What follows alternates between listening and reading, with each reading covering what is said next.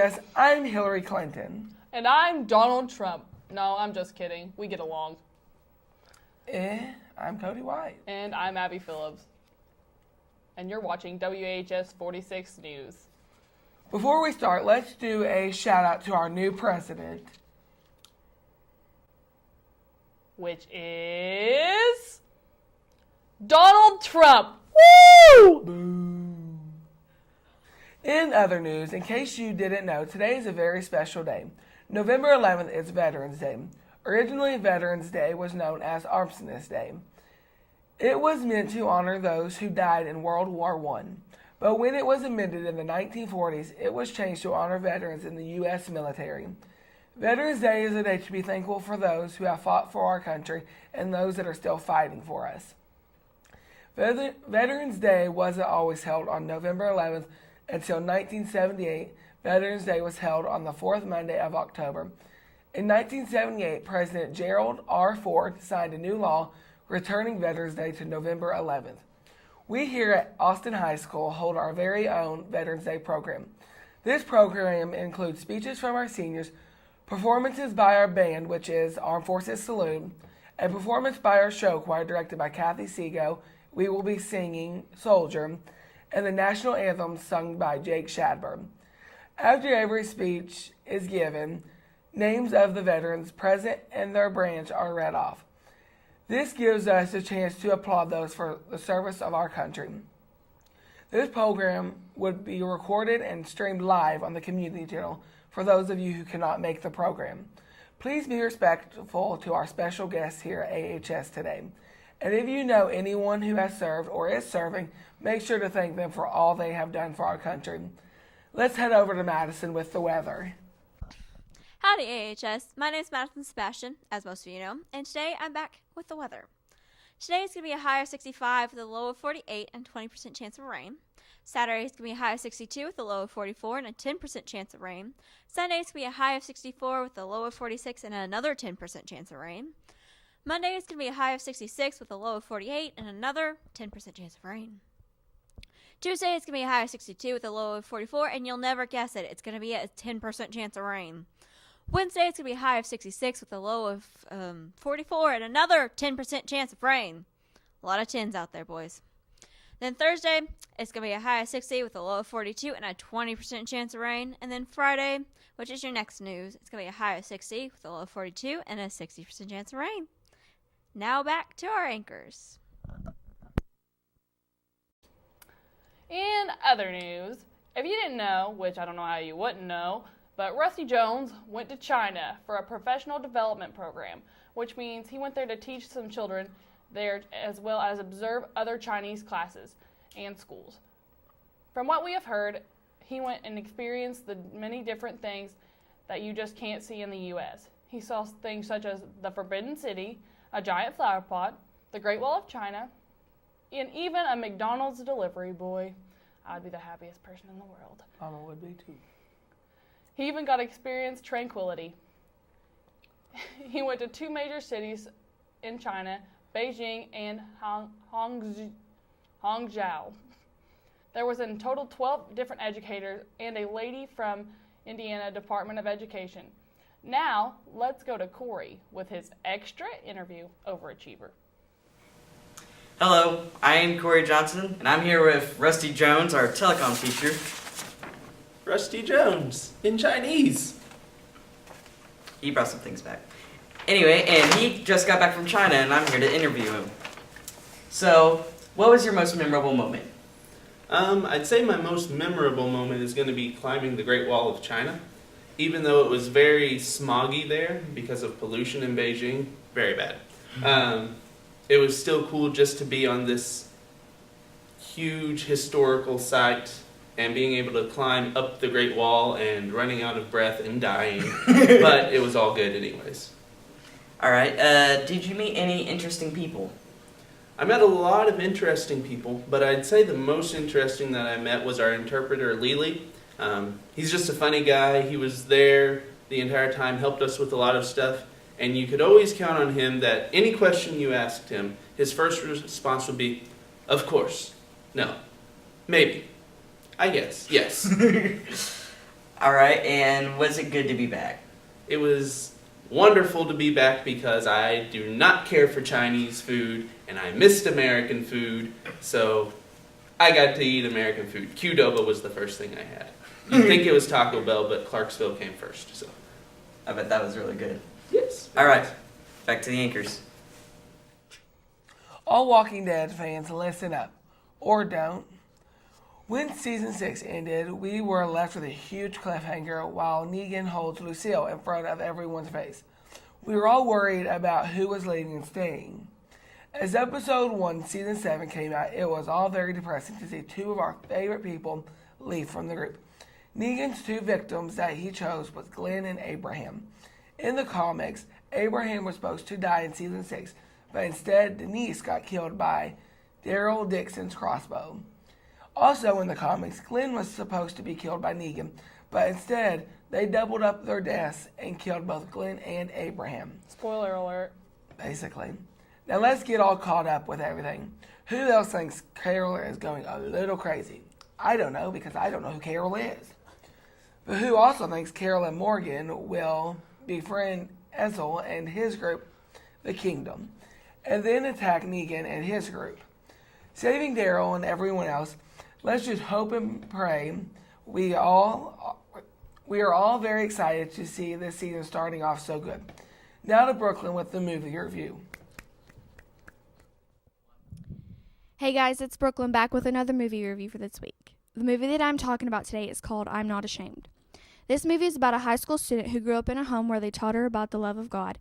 After a difficult breakup with her non-believing boyfriend, Rachel finds inspiration from a homeless teenager, and her renewed commitment to Christ plays out powerfully in her high school and all around the world. This movie was made from the creators of God's Not Dead and God's Not Dead 2. Her story is a moving example of the difference that just one committed Christian can make in the lives of people around her. This movie released just last week and is in theaters right now, so make sure to go check it out. And now let's take a look at my trailer. I've always been drawn to hands. I think it's because it's the way that we touch people. I have this theory that if one person can go out of their way to show compassion, it could start a chain reaction.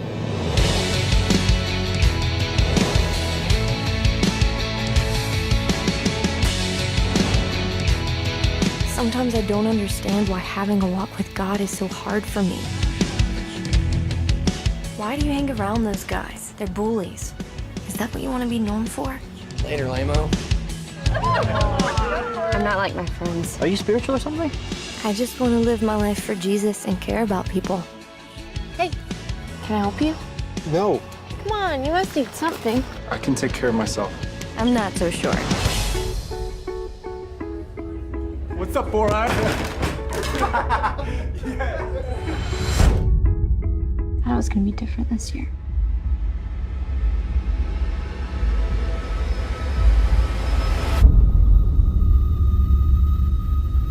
Is this some kind of prank?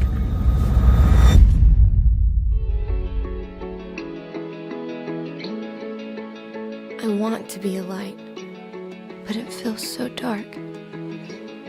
Life's gonna be hard sometimes, but he's there.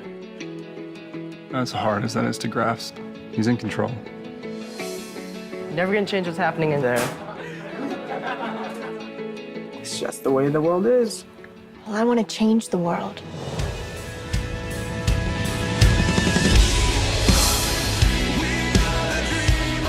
Compassion is the greatest form of love that humans have to offer. Test it out for yourself and see the difference that it can make in the lives around you. Tomorrow's not a promise, but it's a chance. You just might start a chain reaction. Jesus gave his life for me, and I'll give my life to him. I'm sure you all know that Thanksgiving is just around the corner. Thanksgiving is the holiday that is all about food. No, I'm just kidding. Thanksgiving is the day to be thankful for all the things that you have, as well as all the people in your life. We all do not give enough thanks to the people around us and the things that we have. Thanksgiving is November 24th this year. Although it might seem far off, you might want to start taking time now and realizing what you are thankful for. Although we do not notice the wonderful people in our lives, we should take time on November 24th to be thankful. We should enjoy great times with our families on Thanksgiving. Although food is wonderful, let's not focus on that.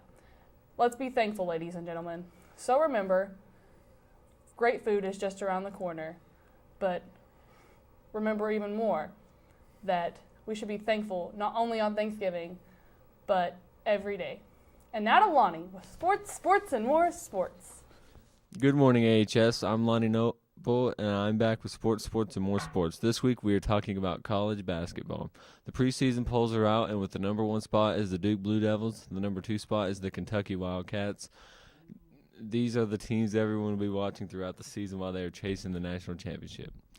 To recap, last season, the Villanova Wildcats beat the UNC Tar Heels on a last-second three-pointer to claim the NCAA championship, while the Indiana Hoosiers pulled off the biggest upset in history when they beat the Kentucky Wildcats in the round of 32.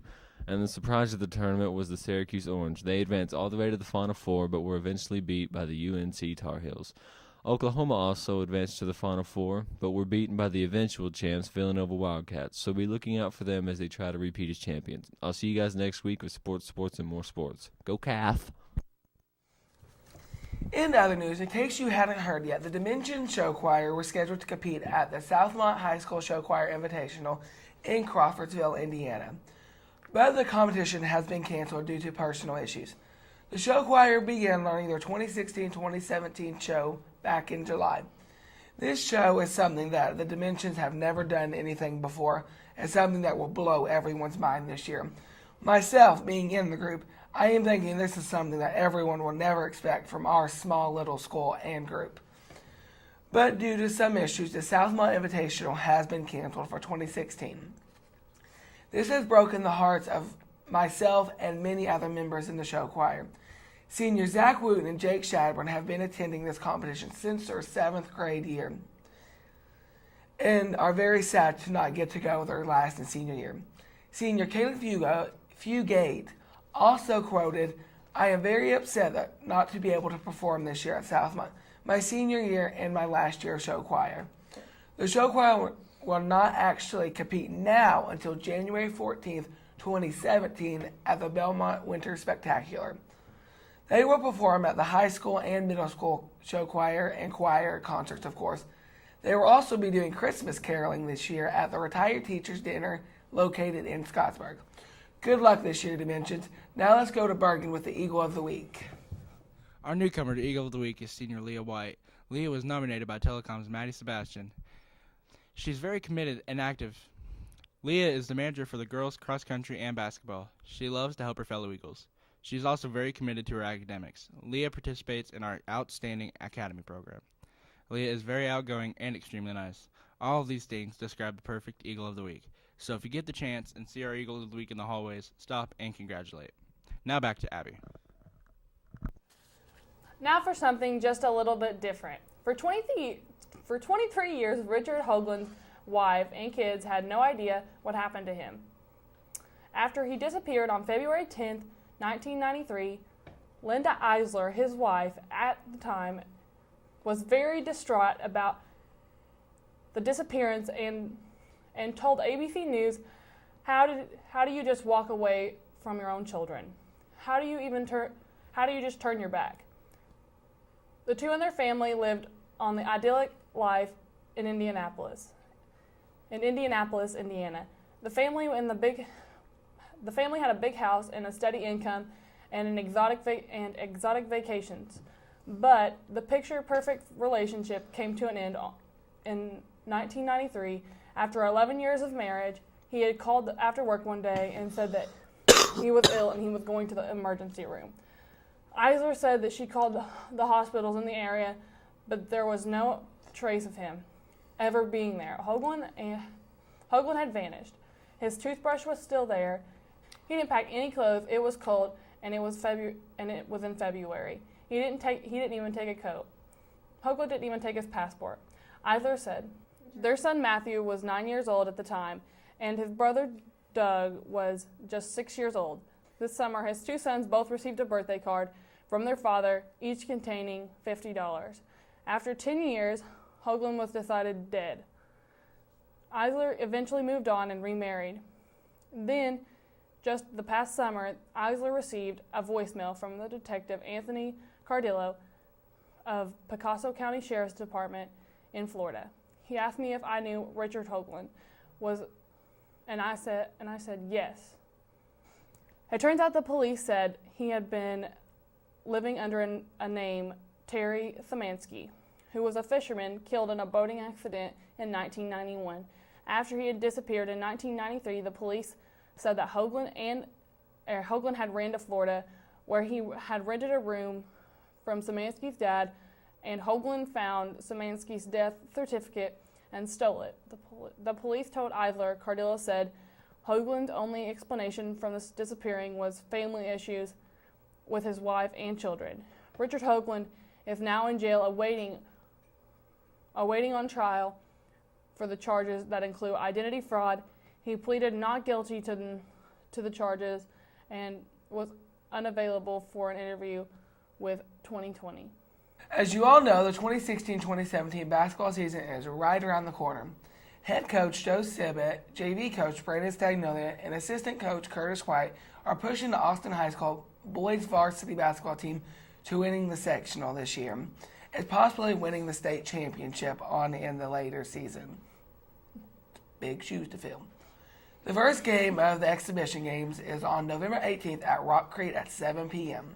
Then the last game before Thanksgiving break is on November 23rd, our first home game, I might add, game against Scottsburg at 6 p.m., Scott-Tucky. Then after the Thanksgiving break, December 2nd at Providence, 6 p.m. Then December 6th against Trinity Lutheran at 6 p.m. Now to Cameron with Games. Hey there, AHS. I'm here once again with Games. The game I wanted to talk about this week is called Owlboy. It's an indie game that was made by the small team of developers known as D-Pad Studio. Owlboy released last week, and the game is only available on PC. Owlboy is an open-world platformer which combines fighting and platforming in a really unique way. Along with its gameplay, there are stunning 2D graphics. The game has been praised by reviewers so far with ratings of 9 out of 10 and higher. In the game, you play as Otis, who is Owlboy. Being a mute, he struggles to live up to the expectations of the other companions in his owlhood.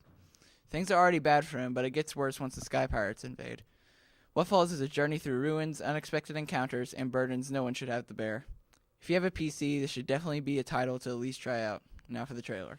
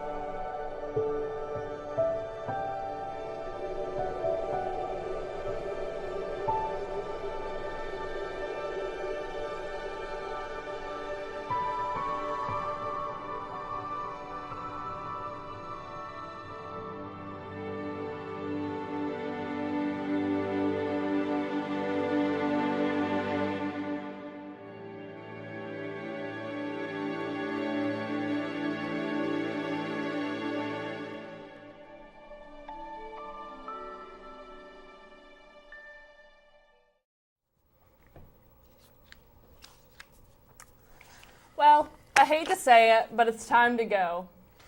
Bye, AHS. Stay classy.